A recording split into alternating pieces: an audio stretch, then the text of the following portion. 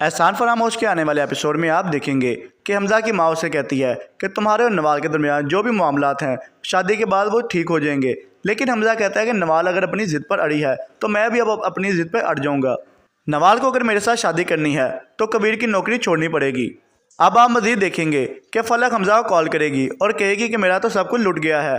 اور وہ اسے نوال کے خلاف بھڑکائے گی کہ وہ تو ہر وقت کبیر کے آفس ہی رہتی ہیں، اور اگر کبیر آفس میں نہ ہو تو وہ ان کے گھر میں رہتی ہیں۔ جس پر حمزہ کہتا ہے کہ میں نے تو یہ سوچا تھا کہ اس نے تو کبیر کی جاب چھوڑ دی ہوگی، لیکن وہ اپنی حرکت سے باز نہیں آ رہی۔ فلک نوال کو کہتی ہے کہ مجھے آپ الہام سے ملوا دیں، مجھے اس کی بہت یاد آ رہی ہے۔ نوال اب کبیر کی طرف جائے گی اور اسے کہے گی کہ میں الہام کو فلک سے ملوانے کے لیے لے کے جا رہی ہوں، جس پر کبیر کہتا ہے کہ میں آپ کو کبھی نہیں روک سکتا کیونکہ فلک اس کی ماں ہے۔